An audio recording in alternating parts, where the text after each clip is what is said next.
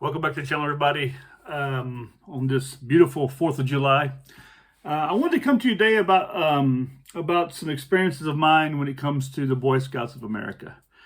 I joined scouting as a youth. In fact, after the divorce of my parents, I moved to a place called Montgomery, Louisiana, and we were a bunch of boys who were just sort of running around, just having a ball. And my dad sort of got scouting going, and he found a scoutmaster, and then all those boys joined, And matter of fact, I think the town was behind it, and so all of our books and our fees were all included, and the even our uniforms and patches, that kind of stuff, were all included. And yeah, it was a blast. Matter of fact, my nephew's father. He was in the troop also, and I remember that first summer camp we had was really crazy because our scoutmaster was like a bus driver, and he was an older gentleman, and he was really good at whittling, and he was always he'd take like a log and make it into a chain, and he would take a ball and have balls inside of it. I remember that so well. But yeah, he drove. I remember he drove us out to the I think it was a state park, forestry park, something like that, and there was a lake out there with the camping site, and he dropped us off out there with the bus and all of our food and left us there for a week. And it didn't become Lord of the Flies, but I think we ate up all the food like in 3 or 4 days, and then we did a lot of fishing and that kind of stuff like that, but we had a blast. And at the end of it, I don't remember using anything in my sleeping bag, in my backpack. I didn't have a sleeping bag. I just had a blanket.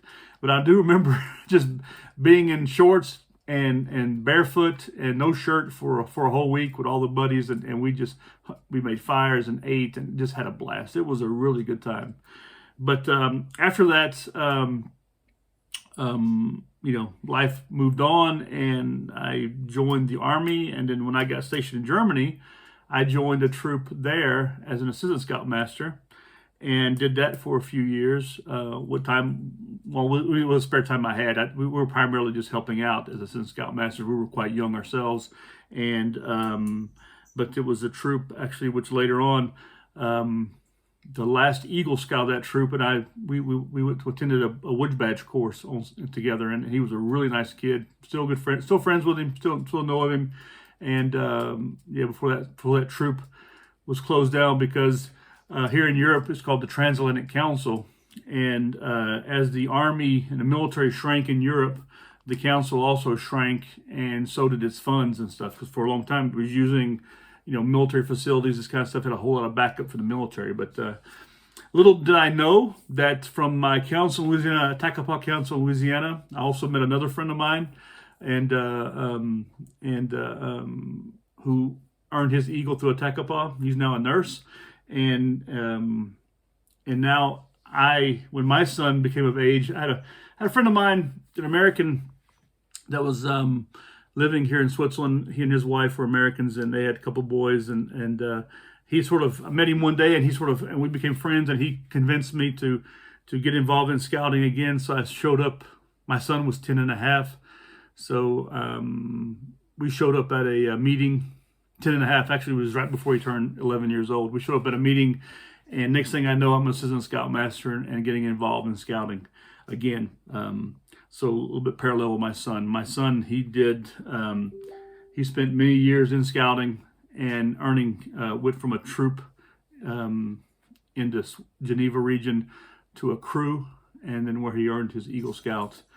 And I myself also, as an assistant scoutmaster for a while, I then went on to, we needed trained leaders, and we really didn't have any. And my our former scoutmaster, who became the committee chair, he convinced me. He said, "Listen, the troop here is a wealthy troop. It's got a lot of money in it because they charge a good bit for each year, and that money goes into scouting, and they do certain things to earn money throughout the year. Not so much as money earning, because, like I said, the troop has plenty of money, but and it has all of its own equipment. This kind of stuff at the time, it had all its tents, this kind of stuff. And I was the assistant scoutmaster and the equipment organizer, so I was involved in that. And it's also my background and my job also is that I work with outdoor equipment, that kind of stuff, so I could easily find stuff. But but anyway, so I attended the an assistant scoutmaster course in the very beginning. It's called Scoutmaster and Assistant Scoutmaster Specifics. I did that one weekend, and then next thing I know, I'm being said, hey, if you want to, we'll reimburse you. You go to ILS, which is Introduction to Outdoor Leadership course or school, and it was a weekend, and the course came up. It was in Belgium, so I flew to Belgium, and I was going to take the train to Belgium, but as usual, there were strikes in France during that time, during the Easter weekend, and so I ended up flying to Belgium, and I did the ILS course, and during that time, I met some wonderful people in scouting in the TAC, or Transatlantic Council. I'll refer to it TAC from here on out. And I met some wonderful people, and who convinced me that I needed to continue my training, and I went on to Wood Badge when I signed up immediately for Wood Badge. And that following summer, I attended Wood Badge in Germany, and it was just a blast. I loved it so much. I really fell in love with scouting, and I wrote my ticket, and I went back to my unit to try to advance things. The problem at the unit level was that it was primarily it was a very international group, not just Americans, but it was also a lot of English. And the English, a lot of the parents had tendency, they wanted to send their boys to go scout, to be involved in scouting, but not really to follow the scouting, the BSA program, or for awards. They weren't really interested in that. They were just more interested in hanging out. Now, some aspects that's okay, but other aspects that's actually it causes a lot of trouble, because you also have boys who want to advance. They want to learn something, especially the American boys. Matter of fact, we had a lot of boys whose fathers were Eagle Scouts, and they wanted them to achieve Eagle Scout. And I was hoping my son would his first year he really didn't advance very much. It took him at the end of his first year where he really started, and there were problems there because of that, And we did our summer camps, and a lot of the English families didn't want to do council summer camp. They want to do their own stuff, which is okay. I think we decided that every other year we would do a council summer camp, and then we do a summer camp on our own, which is fine. We did a lot of camping, actually. We camped out every month. Another problem we had, we didn't have the OA, to order the arrow, and that was part of my ticket, which was to get adult training and push the OA within the troop. And matter of fact, we had elections, and because we were like 52 boys, we were allowed to choose 2 adults. And I was one of the adults that was chosen and then invited. And then some other boys were chosen and invited, and then we went to Normandy for a summer camp in Normandy. And there that we got called out, which is really beautiful. We were at the bluffs overlooking the beaches near the big cemetery in Saint-Laurent-sur-Mer, and it was very beautiful. Had a big fire going, that kind of stuff, and even the president or the CEO of Scouting, Chief Executive Officer of Scouting, Rex Tillerman at the time, he was there. Even got to speak to him, very one-on-one. It was very nice. Met a lot of people, a lot of dignitaries were there, because of course this was, at the same time, Scouting was pushing for not just a scouting move, but also protecting the beaches, this kind of stuff, getting the beaches into the protected level of international, I think it's called UNESCO or something like that. And so it was very interesting, and I really enjoyed my time helping boys, working with the boys, working with adults. And then that first year, like I said, it didn't take me very long to achieve finish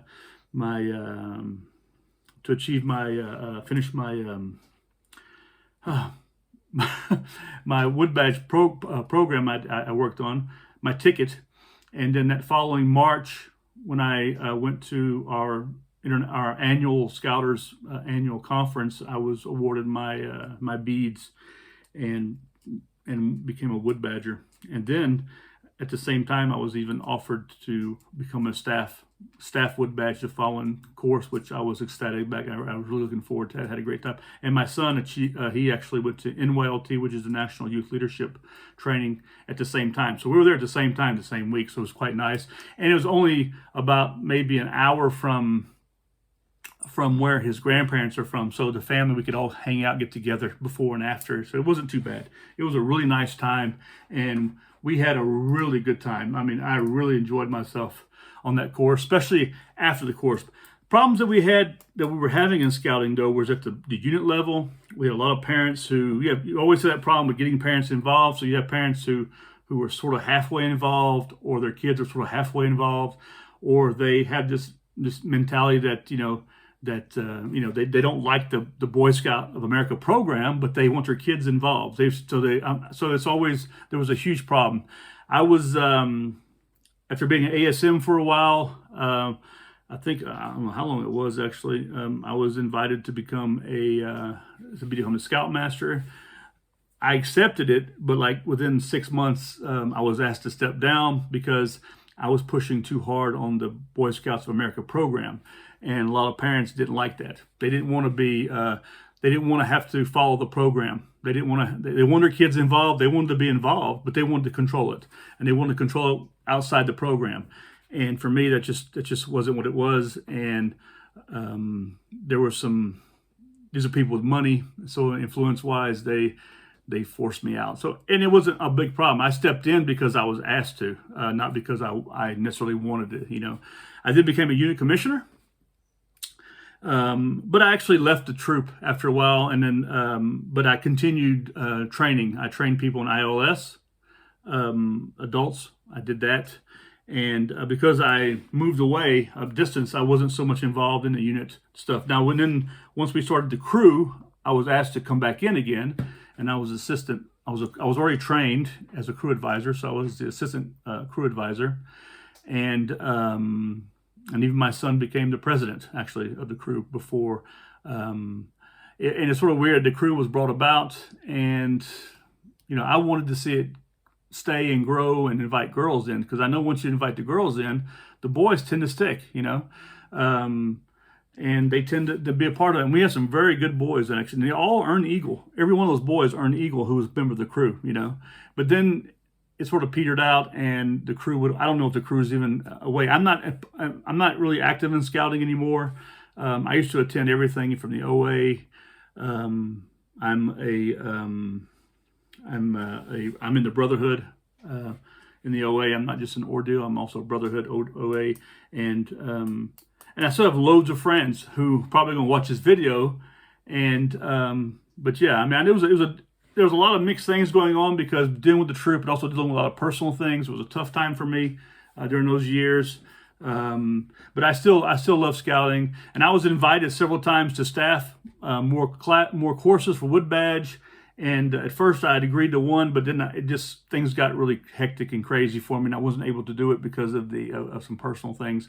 And then later on, I wanted to do it, but job and this kind of stuff sort of prohibited, because the problem is the distance. And that's something that I worked on, was bringing OA more local so we could do ordeal local. It's hard to convince a parent or a child that you need to drive 6 hours to an event, And so we're trying to localize this stuff. And thank goodness things were finally done that way. Now, there was a sort of like an adult mafia within the council that were really controlling everything within the council, and it was pretty sad. And they've all stepped away, moved away. And since then, I mean, and I was friends with these people. They're good people. They have a big heart for scouting, but they sort of wanted it on their own.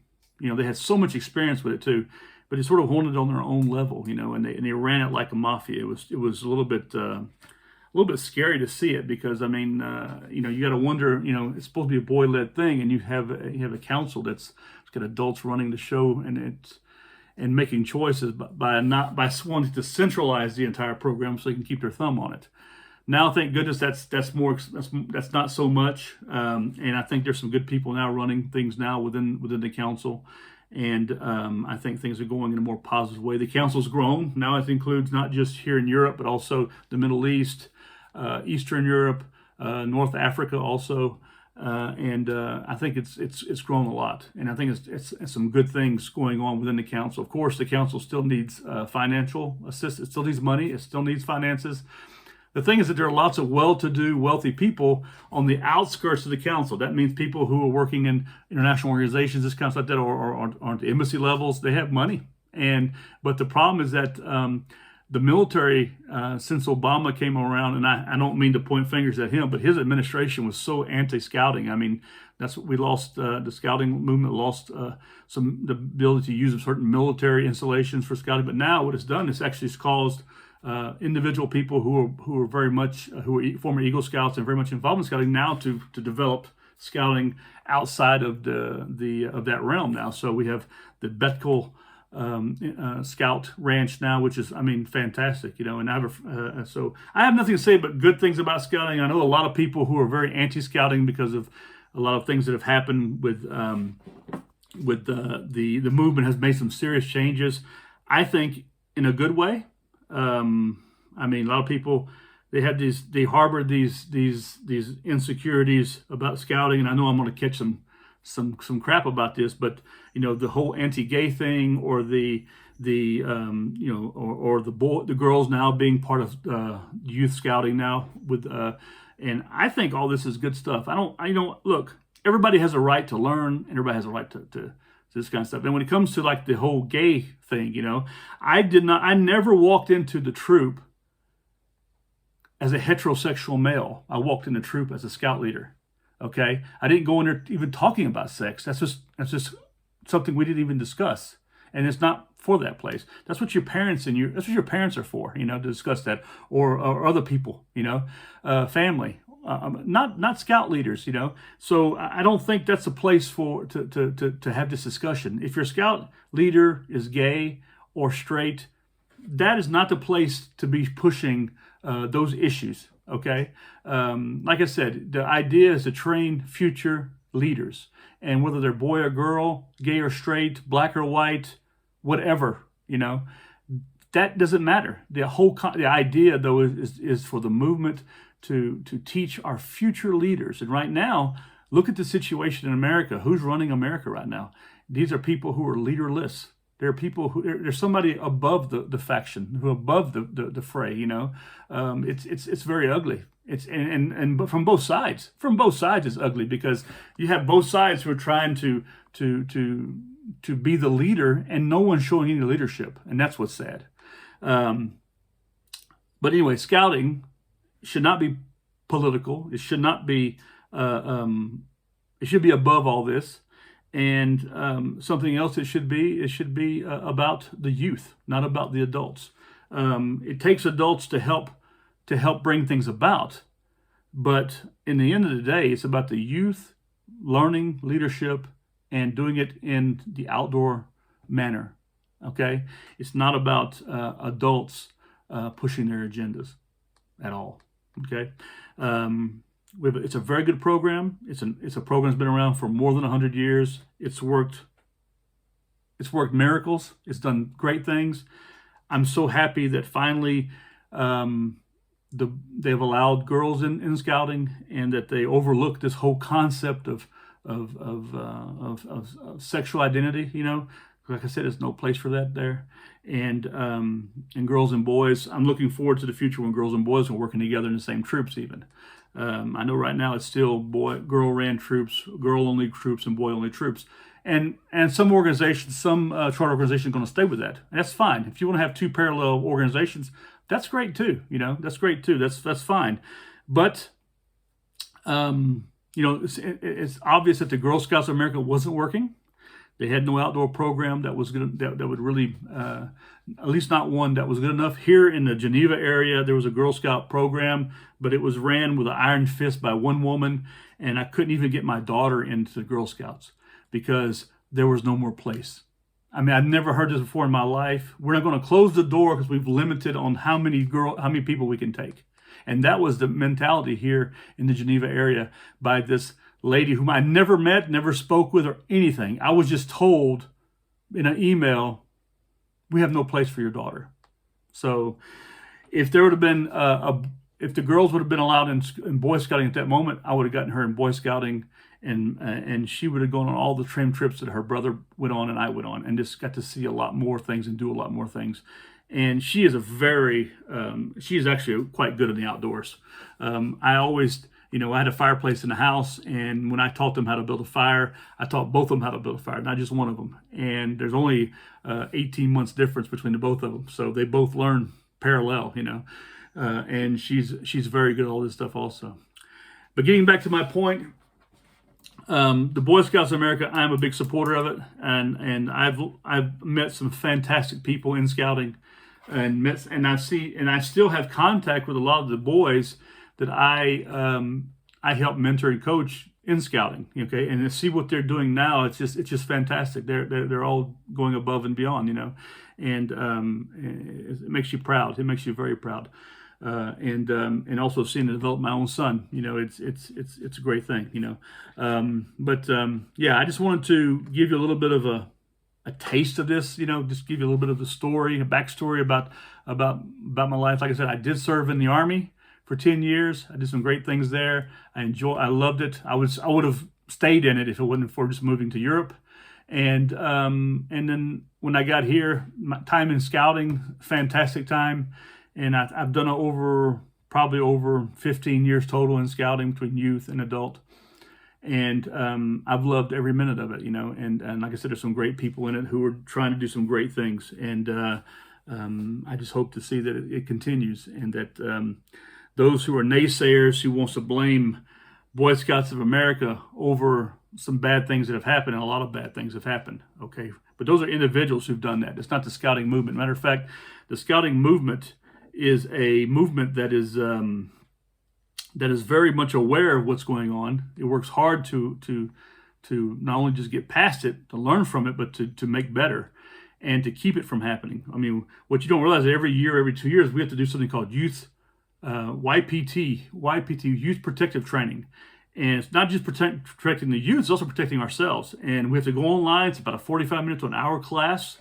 We used to do it in a classroom, but because of just the distances, we do it all online. You have to get certified. You have to pass the test, and then you get your certification, and then you can continue being a leader.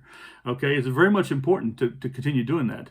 And I learned a lot there. And right now, I'm about to start a job with a friend of mine, a good guy, actually a really good guy who's very well known here in Europe. He helps troubled youth.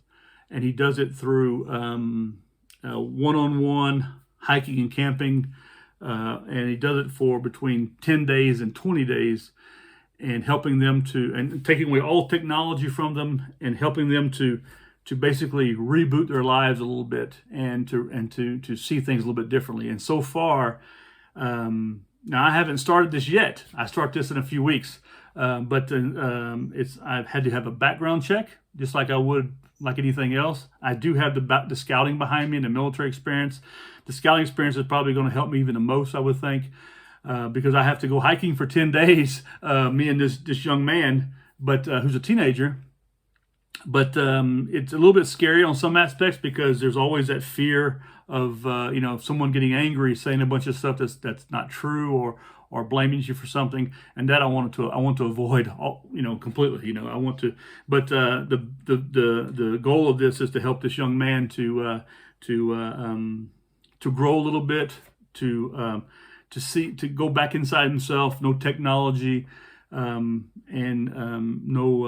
just basically, just graph every day, hiking and camping, and which is going to be nice. It's going to be fun. But it's going to be work for me too, because I do 10 days of it in a row. It's been a while since I've done that. I haven't camped I've done, I haven't camped for more than 10. I haven't been outdoors for more than 10 days in a while.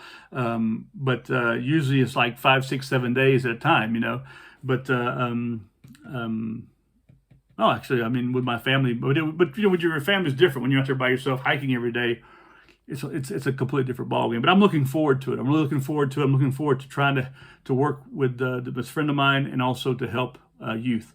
And so it's something I'm really looking forward to. And And so I'm sort of getting myself together now, trying to get a little bit of walking shape, you know, so I don't kill myself. And yeah, because I'm going to be doing a bunch of kilometers every day, and then camping, and then a bunch more kilometers every day, and then more camping. So but I'm looking forward to it. Anyway, back to the scouting, it's helped me a lot in life. I mean, the Wood Badge course I took is a leadership course, but it's also very much community. You know, it shows you leadership and management, but on a level that people pay loads of money to attend these kind of courses in an office, where we did it outdoors. And there are some classroom, yeah, there are lots of classrooms. It's also very much outdoors, you know.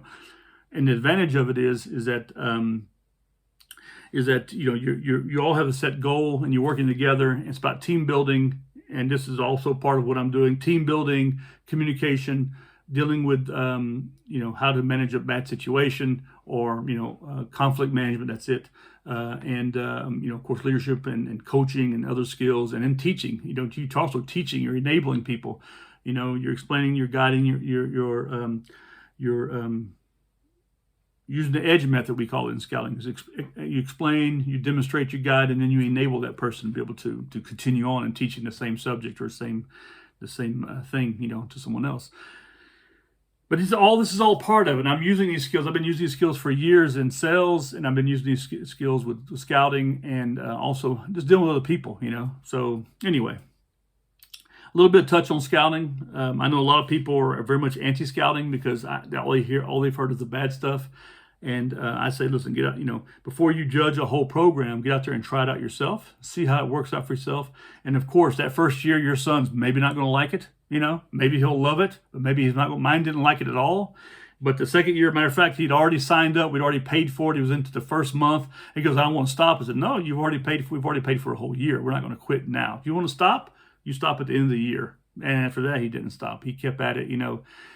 He did have a bit of a pause there for a little while. He was just about to make his Eagle at a pause for about a year, and with personal stuff in our family. And then after that, he got back into it with the crew and saw a completely different way of scouting, and really enjoyed it. We had a lot of programs and projects we did, a lot of stuff like that. And in the end, he earned his Eagle, and he's proud of himself, and that's what's important. You know, he saw the hard work that he's put into it, you know, and he's proud of himself. So anyway, listen, I want to thank you guys for listening to my little video. It's almost 30 minutes long, me yapping around about scouting, but it's a great program, and I hope that you don't, you know, people, we need to stop turning our backs on it. It's helped a lot of young men, and now it can help both young men and women. And it's what we need right now. We need leadership in this world, positive leadership, good leadership. And scouting is one of the best ways of doing that, you know. And if you look at the state of youth right now, they're not even playing sports anymore. They're always on a computer, gaining weight. They're just not living healthy lives, you know. And then a lot of them are actually going into the military. You look at what the military is doing right now. It's like they're lowering the standards. They've been lowering the standards for 20 years just to get somebody in, okay? And they can barely pass the PT scores. Even when you see when they're coming out of basic training, they're BOLO badges. You know, they've shot the minimum. None of them shot the maximum. It's just really just ridiculous.